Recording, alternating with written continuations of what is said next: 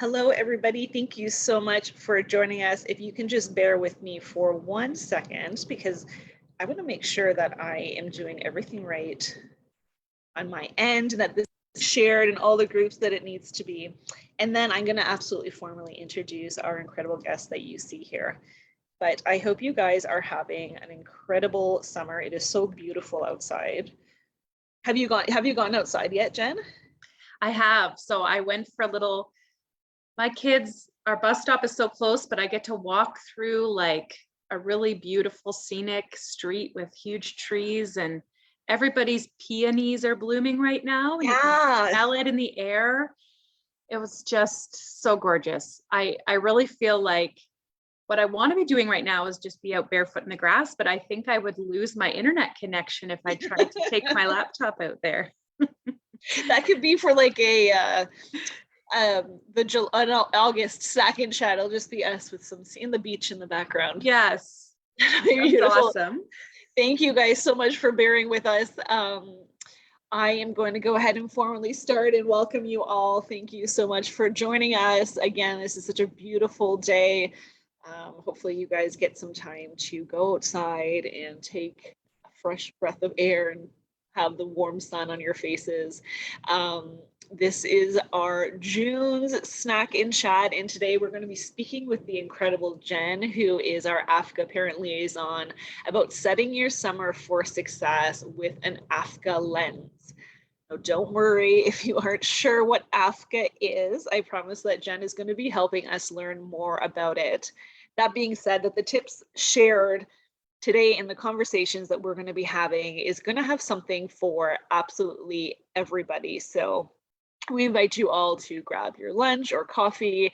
Feel free to share this live, engage, comment, ask questions, and let's learn together. In case you don't know, my name is Catherine, and I am your community engagement liaison with Adopt for Life, a not-for-profit charitable organization that provides peer supports, community, education, advocacy, and awareness to adoptive, permanency, kinship, and customary care communities across Ontario and beyond. Now, typically at this point in our little intro, I like to take pause and do a formal land acknowledgement. However, today we have the absolute honor in joining you all on National Indigenous Peoples Day.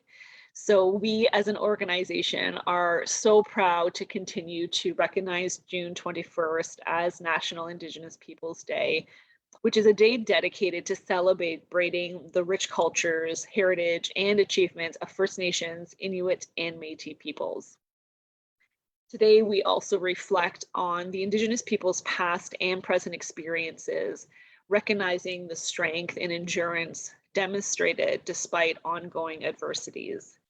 We acknowledge that Canada has a long history of systemic oppression towards Indigenous peoples, and that we must continue to advocate for truth, justice, and reconciliation. So we invite you to take time, not only today, but every day, to listen to Indigenous voices, to honor their contributions, and let's work together towards a brighter future. And in doing so, we can build a stronger, inclusive communities where everybody is valued and celebrated. So for everybody, we want to wish you a very happy National Indigenous Peoples Day. That being said, I'm going to go ahead and formally introduce our guest today, Jen. Jen is a parent of 6 children and teens. You heard me right, 6. She is from rural southwestern Ontario and has a background in social work. She and her husband became concurrent foster parents for over 10 years ago, after having 2 biological children. They have fostered over a dozen babies and toddlers and adopted 3 older children from the public system and adopted their youngest through kinship care. 4 of her children are Indigenous. They are Cree, Ojibwe, and Métis. She is passionate about supporting the Indigenous communities and developing an anti-racism framework in her community. Through her personal experience, Jenn is deeply acquainted with the challenges faced by families affected by FASD, trauma, attachment disorder, and anxiety. Now, I'm not going to read her whole bio because I want to be mindful of our time, but if you do want to take a look at how amazing Jenn truly is, feel free to go on the Adopt for Life website and you can read her entire bio there. Jenn, that was a huge intro. And I know people are here to hear you speak and not me. So if you're okay with it, I'm just going to jump into the questions. Absolutely. Thanks, All right. Catherine. Let's go. It's like a little fire round here. Now we got this. So first and foremost, I've used the term AFCCA a few times, and I mean, not everyone's going to understand what that abbreviation is. So before we get into more of the questions, I'm wondering if you can talk about what AFCCA is and what type of supports do families need who experience AFCCA? Absolutely. So AFCCA is actually an acronym. So it stands for Aggression Towards Family and Caregivers in Childhood and Adolescence. So it's kind of this term that describes a few things, kind of the what, who, and when. So aggression could refer to physical aggression, but it could also refer to verbal aggression, property damage, psychological or emotional aggression. So we feel like it's really important to acknowledge that because people experience aggression in different ways in their homes. And also, this is kind of a unique term because it's referring to aggression that is coming from children or adolescents towards other family members. So where people might be familiar with like a domestic violence situation where maybe we have partners experiencing aggression towards each other or parent to child. This is a unique term, and it's actually stemming from a consortium that was held a couple years ago in Canada. And that consortium brought forth, there was a lot of families experiencing AFCCA that were part of that and professionals who support them. And it really illuminated the lack of support that these families have. Lack of support in terms of respite, education supports, community supports, and also financial supports, just a real lack of what families need. And that consortium, there was kind of a big recognition from families that what they couldn't necessarily control was reducing overall aggression in their home. I mean, we have some control over that, but not a ton. But what we can control is the support that's offered for these families.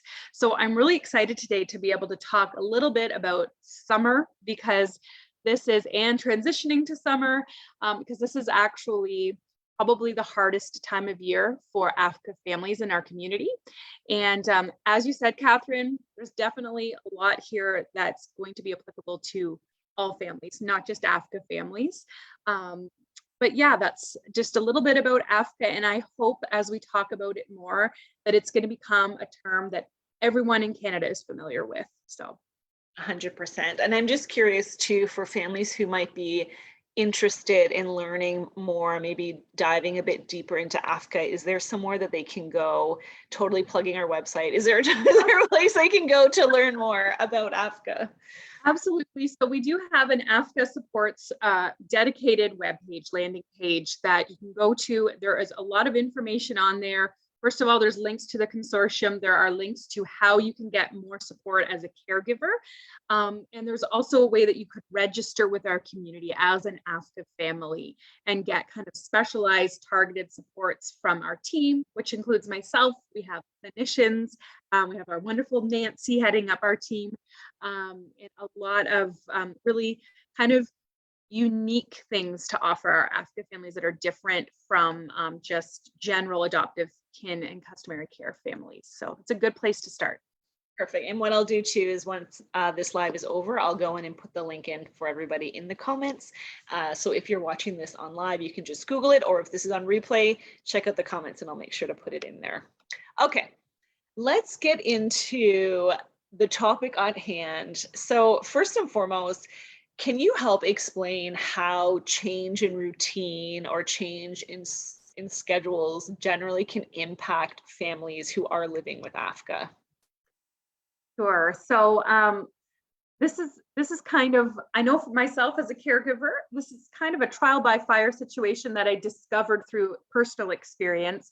But one of the biggest reasons that this routine shift, schedule shift is hardest on AFCCA families is because, first of all, a lack of routine and neurodivergence are not a good mix. So a lot of our children and teens need to be able to predict what's happening or know what's happening in their day. So when they're going to school and there's field trips, there's a lack of routine, there's maybe just finishing up random projects, or there's really just an open-ended, let's go with the flow attitude of summer, that can be really disastrous. I guess I'll say that. So it's really hard for these kids to adjust. And the other thing is we're dealing with a lot of sensory overload. So there are things happening outdoors. Maybe it's getting to swimming lessons or feet in the sand in the grass, and their senses are overloaded. And you're also having the sun staying out much longer, and you're not getting the sleep you need as a caregiver, and neither are your children. And so when fatigue increases, aggression increases. So there's just kind of this perfect storm that happens in June and throughout the summer that we have to learn as AFCCA caregivers to try to mitigate and reduce that impact. But it takes some time, and every family is unique. So what works for this family might not work for this family. So it's all about trying to gather ideas of how we can best deal with it from a myriad of sources and try and see what works, see what sticks. Absolutely. And I think too, like from families who are formed through adoption, kinship, or customary care, I know in my household at least, the loss of the teachers or end of the school year and changing classrooms, like that could be a trigger. At least it is in our household. So it's kind of like layers upon layers of things. I think that, like you said, it's the perfect storm. Absolutely.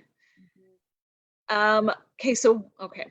This is, again, I know you talked about everyone kind of has different experiences with this, but I'm wondering if you can kind of share some of the more typical feelings that families can experience, as we coming to the end. I think we only have like 2 weeks left, at least in my area. So I'm wondering if you can kind of share some of the more common feelings that families have expressed to you.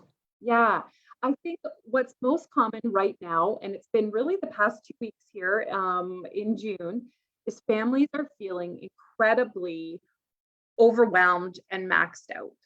So there's just so much happening at once. So school is ending, we're grieving the loss of teachers and that routine, but sports might be happening, sports tournaments, things we're running to in the evenings, extracurriculars.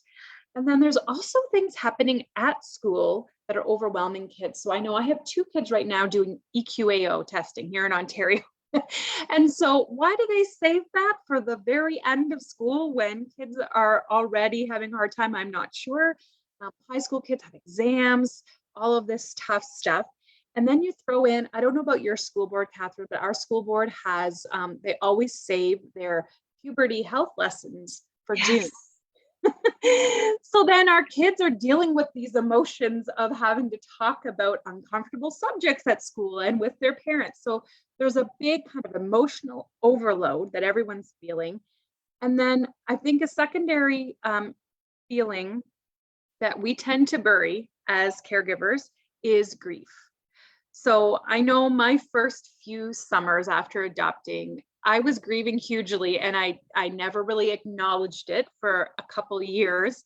But I had this idea in my head of what summer vacation was. So when I was growing up, I came from a neurotypical family. Summers were laying on the grass, reading a book, swinging on the swings. We had a swimming pool, so we just swam every day while my mom likes to knit. She would knit while we swam. It was very low key. We stayed up and had bonfires. We slept in, and then we watched cartoons. So that was really what I was kind of expecting of a summer. And actually, we have biological children, and that kind of was what our summer was like. And then, wham, it was completely not what I expected. And I realized we couldn't just have this laid back, easygoing, go with the flow summer. And I really grieved that hard. I really didn't want to have to change my summer to be scheduled, routine, have everything lined up. And actually, my kids and teens, I think, were grieving it too, especially the ones that struggle with aggression and big emotions. They were expecting a much different summer than they got too, I think. So both of us are dealing with this grief and shoving it down and trying to put on a happy face. And I think one of the key things for AFCCA families is just to acknowledge if you're feeling that way, which you probably are, and let that out. If you have to get together with somebody safe and rage a little bit about it, if you need to go to the washroom with the tub of ice cream and have a good cry about the summer you've lost, it's okay. It's okay to just like grieve that loss. But maybe we don't stay there. You know, it might take a couple summers to really come to grips with your reality and say, okay, it's not what I expected. Let's pivot. And maybe we're finding a new normal. And I did discover that as a caregiver, I think, that we could still find some joy and some happy moments in our summer.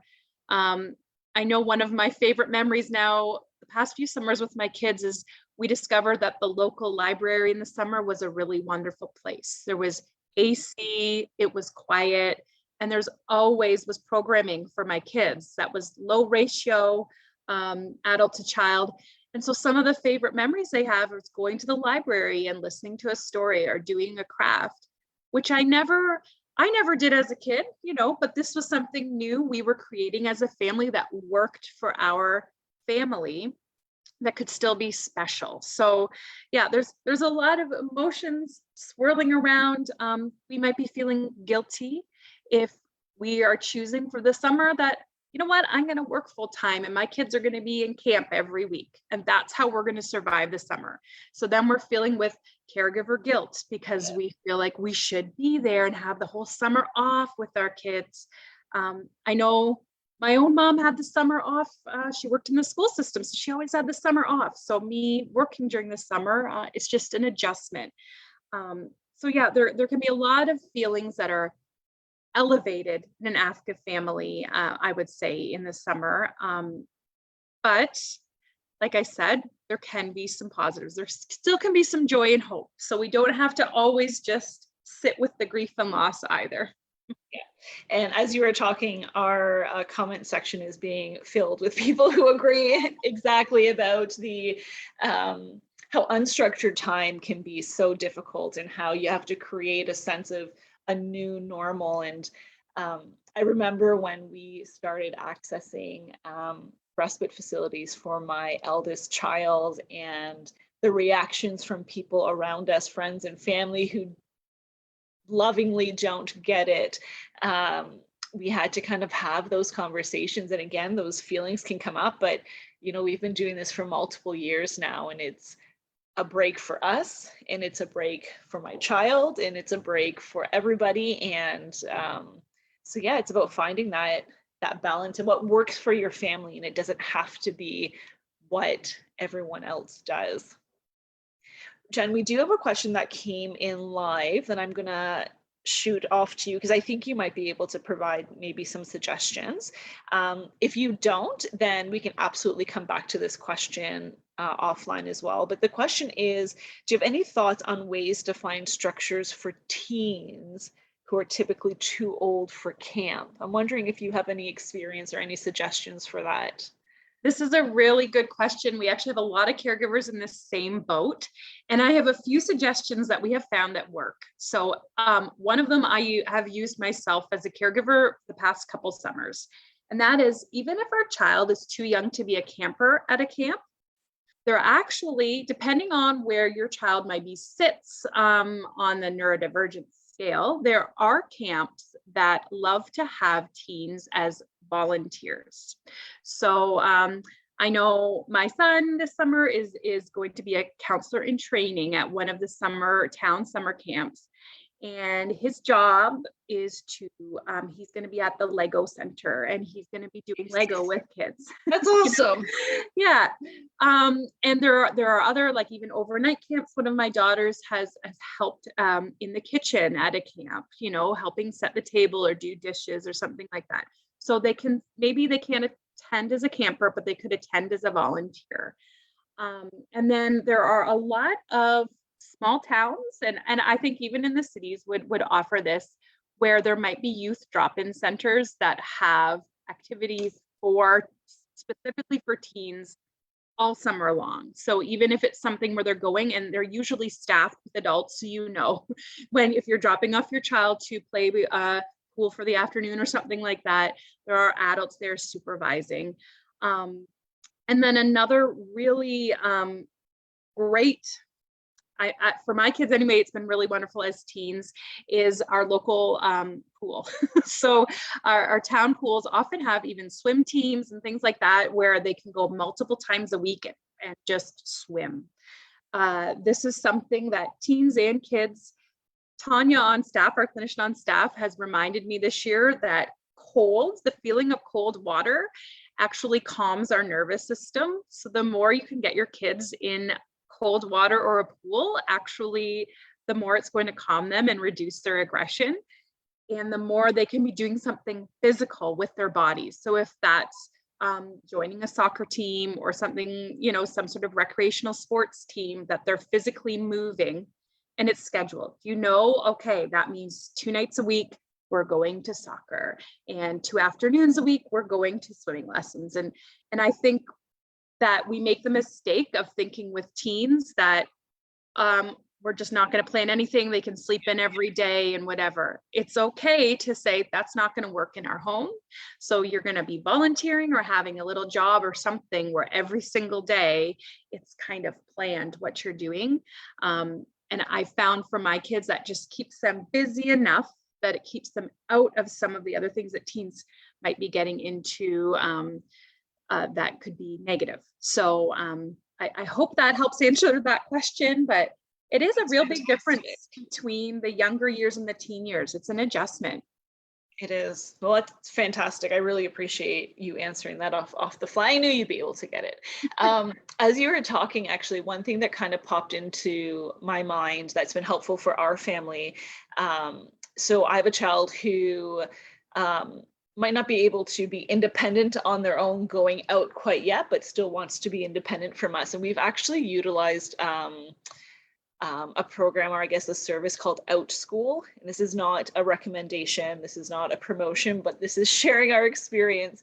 And so Out School is like an online monitored program where you can join groups of people around your interests. So I have a child who loves doing like escape rooms and the murder mystery type situations. And so once a week, we know for an hour, we know that it's monitored and appropriate, and that's something for them to look forward to. So I'm wondering for families who might not be able to get out often, that looking for, and they have all age ranges, and even like anything you can think of, they have a program on it. So I love that, Catherine. And I think that's pricking something in my memory, because we've used it as a family. I think it's Skills Ontario. I'm trying to remember the website, but they have free classes like that. I know my daughters did. One did a cooking class as a teenager this was during COVID, but it was 8 classes for 8 weeks, and they would tell you the ingredients she needed ahead of time. And same thing, it was an hour every afternoon. She could be in the kitchen with an instructor and her whole class, and they would make salad or spaghetti or something together. And it's just having those moments where, like you said, you as a caregiver get a little bit of a break, because that's important. And it's something they can kind of look forward to as well. And that's a life skill. Like cooking is a life skill too. And hopefully they can make dinner. So that's taken care of as well. So we're just solving everyone's problems today. So this is great. Okay. We totally went off on a tangent on a little side note. So I just want to kind of get back to the questions, because I know we don't have a huge amount of time. So for those who are watching, if you do have questions as well, please feel free to put them in the comments. We will do our best to address them. If not, we can absolutely get back to you offline as well. So What strategies would you suggest that families can implement to help ease the transition for both children, youth, but as well as parents and caregivers in the coming weeks? So, do you have any suggestions or tips for families? Yes, I think we've already kind of referenced that we think it's important to have a plan. You're not going to want to go into the summer just open-ended. That's for sure. One strategy our family uses is my husband and I actually have like a shared document. It's called our summer survival plan, and we start adding to it in January actually. So we map out literally every week of summer. So we know that the first week kids are out of school is going to be a really tough one. So we map out, what are we going to be doing each day? Are our kids in the camp, or are they going to grandma's house for a little bit? And not only what are we doing, but who are our support people as caregivers each week of the summer? So this is a tricky one because a lot of our AFCCA families really rely on respite providers, maybe their FASD worker, CAS. There are a lot of different people in the community they're relying on. And in the summer, those people often go on vacation. So when we call them or email them, we're getting a voicemail, or we're getting a return email saying, I'm out of the office for the next month. And suddenly all our support people we thought we were going to have disappeared. So I think it's really important to kind of make a plan and have like an extensive list of who your supports are going to be and reach out to them in advance. Okay, if I'm in an emergency, if this happens, can I call you? Or maybe it's connecting with family or friends and saying, I'm going to need some extra help this summer. Are you able to even could we plan ahead one day a week? So I did that last summer with my own family. I had one family member that I said, could my kids hang out with you every Thursday? And it was literally on the calendar, and so it's just kind of opening those lines of communications. And then I would actually suggest having a plan A, B, C, a lot of times we think we have a plan. So we think, okay, my child's in this sports camp for 3 weeks. This is what they're doing. And then on day 4, we get a call from the camp and they say, we don't have capacity to support your child. Their needs are greater than we thought. Some of the other kids at the camp aren't safe. We can't support them being here. And suddenly those 3 weeks that you thought you were going to have, you don't. So it'd be really good to kind of, not that we want to worry about something that might not happen, but I know as a caregiver, it helps me to kind of game plan like it's a football game. Okay, if this happens, then we're going to pivot. We're going to do this. And absolutely make sure that in that plan, you have carved out what we like to call in our AFCCA community now restorative time for yourself. So make sure that if you see that it's going to be a pretty heavy week, your spouse is away on a work trip and it's just you, that at the end of that time, you have a day or two where you're going somewhere to restore yourself. Because if we are burnt out and exhausted as caregivers, when we're facing aggression from our child, we're not going to be able to deal with it nearly as well as if we're rested and supported. So those are some strategies I think are really helpful. And even in terms of practically speaking, these next few weeks while they're still in school, keep the lines of communication wide open with the school. I know we tend to just give up and say, oh, we're almost done the school year. But I think it's really important to keep the lines of communication open, and in particular, even looking ahead to the fall, and just to be communicating with your school principal or education team. This is what didn't work this year. I know that you're probably picking their class for next year really soon. Can you just keep these things in mind? A lot of our caregivers of teens, right now they're experiencing their teens are skipping class, not attending school. So it's a time where we really need to involve our school.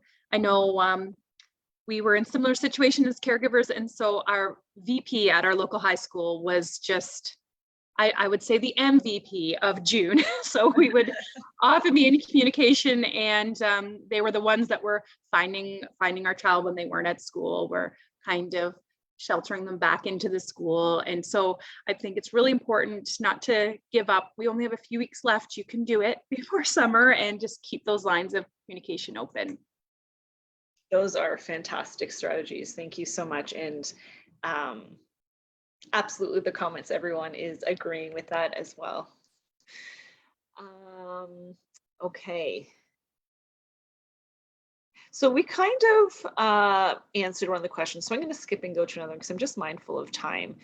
Are there any specific activities or routines that you suggest parents to establish during the summer to keep children and families safe and thriving? So you kind of touched on this already, but I'm wondering if we can talk about it just a little bit more.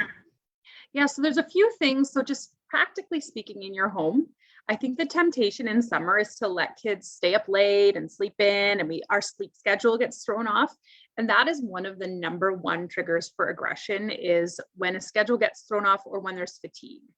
So I think if you can even communicate with your child and say, you know what, we're going to stick pretty close to the same bedtime and wake time as we had during the school year, just because I think it'll flow better. So that's something that maybe is an easy thing you can do in your home.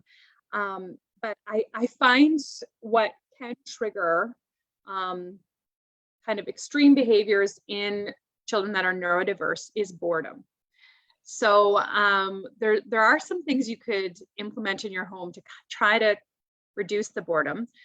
One thing to acknowledge is this is exhausting as a caregiver, because you're always the one who has to think of things for them to do. And you can't constantly do that all day, every day. You're going to burn out. So if you can have some strategies in place and some things implemented in the routines of your home. One thing a lot of families have success with, which is maybe a little more traditional of a tactic, but is a board jar. So this is a jar full of ideas. When your kid doesn't know what to do, they go to the jar and they take out an idea. And one thing we found in our home is that this jar could not be full of ideas that mom made.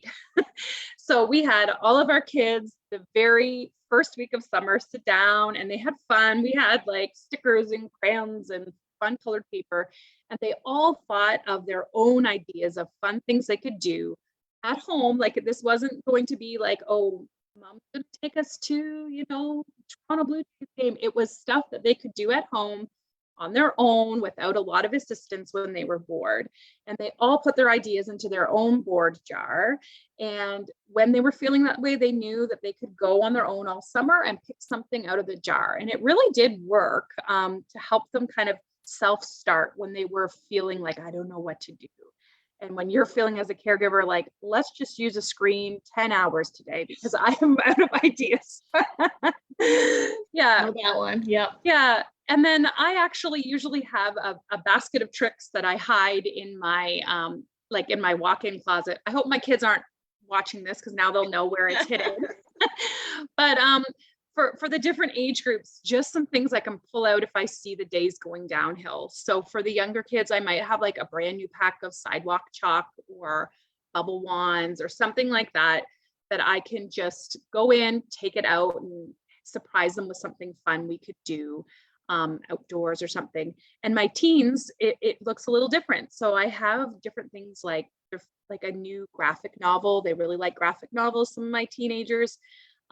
Journals, things like that maybe I can surprise them with throughout the summer. It just occupies their time for several hours, but it's just something that's planned ahead to combat the boredom, which can be a real trigger for our kids.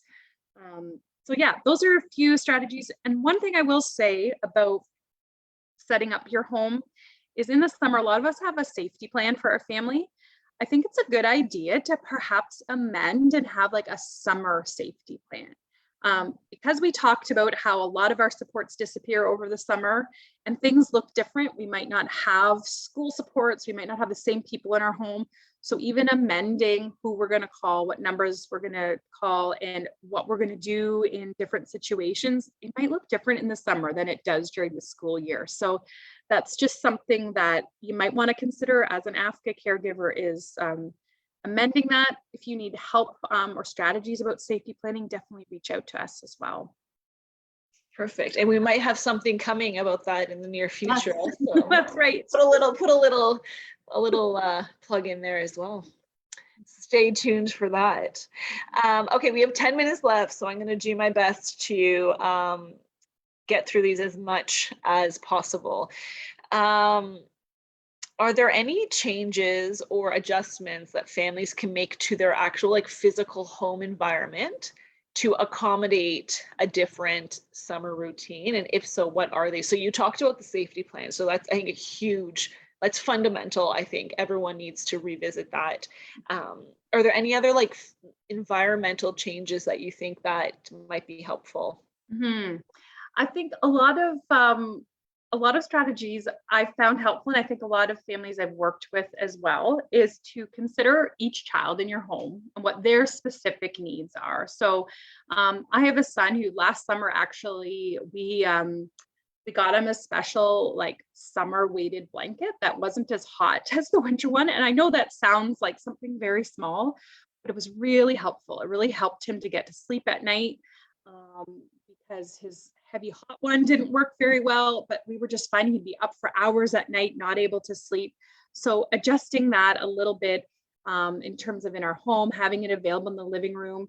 Some of my teens, we just kind of implemented without them really noticing. We have like fidget baskets of things they can fidget with when they're really feeling anxious and stressed. So we might we considered like having ones that were a little more summer related that are outside on the porch or in the backyard that they could just kind of veer towards to give their sensory, needs a little bit more. And I mean, when they're used to having that at school, that can be really hard in the summer to come home. They don't have all of that stuff that they had at school. So trying to kind of equip your home in a way that looks a little bit more like school sometimes can be helpful. And I really think that for myself, what I discovered is supervision. So this isn't how to equip your home, but maybe how to equip your home with people. So again, it's that grieving and readjusting thing. But I had to come to the realization that I couldn't just say to my kids, go out and play in the backyard. This is what my neighbors do. This is what a lot of my friends do. And they'd look at me and be like, why don't you just, if you're stressed, just kick them outside? That does not work. And it's not safe actually for our kids. So learning that, okay, we're going to adjust our supervision. So maybe one child's playing in the rec room downstairs with the Lego. If there's no other adults, that's our rule. One child only down there. They're not going to be playing together unsupervised because it's going to break down. If they're playing outside, mom or dad needs to be out there with them. So it's just kind of, even sometimes we think, well, they're 12 or 13, they shouldn't need an adult right there.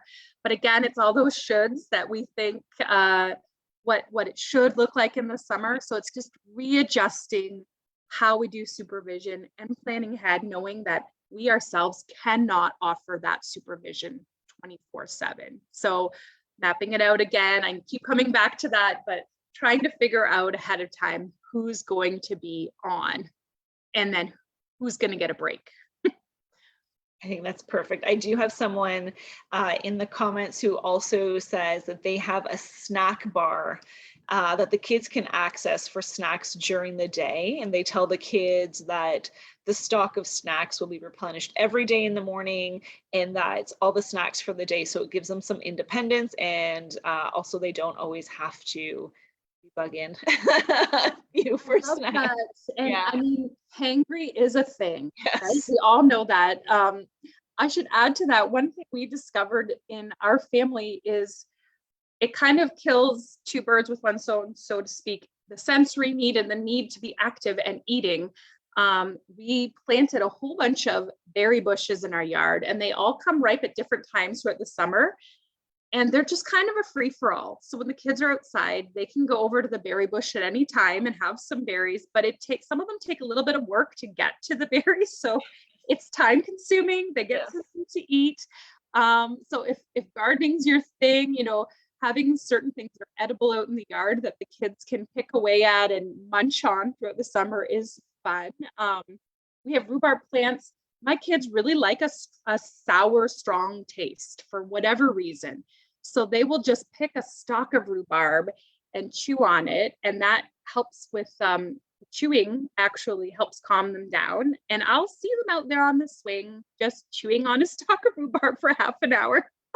Awesome. But okay, well, they're nourishing themselves and they're getting that oral stimulation at once. So, more power to The them. win-win, Yes. exactly.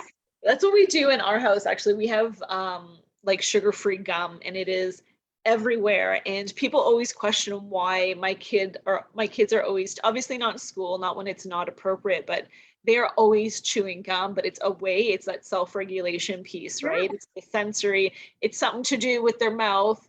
Yeah. And if it's going to reduce the incidences of those extreme behaviors or that aggression you're experiencing, I mean, do what works and try not to worry about everyone else judging you. I think that's our key takeaway Mhm. for this session is do what works. And people are going to judge regardless, but unless they walk a mile in our shoes, then it's very easy to judge. All right, I'm going to see if we can sneak in one last question. What advice would you give to families who may be struggling with their own summer transition periods? Any kind of last words of wisdom for families who are tuning in? I think one thing that all of our AFCCA families that I've been working with this year have discovered or rediscovered is that you're not alone.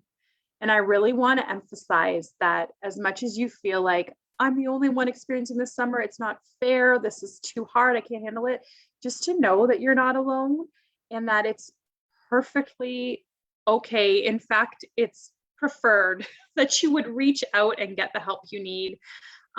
Isolation and isolating yourself is only going to grow the aggression you're experiencing and the feelings of anxiety and depression you might be experiencing as a caregiver. Um, Aggression thrives in secrecy. So you really need to be talking about it and reaching out.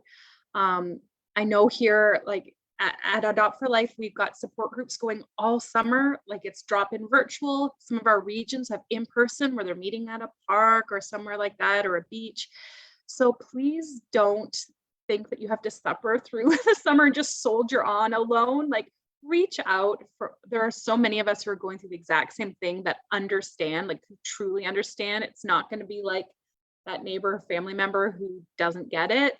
We all get it and we can bounce ideas off of each other. So I think that would be my key takeaway. I mean, stronger together, that's our hashtag, right? So we're all in this together. So please don't feel like you're alone.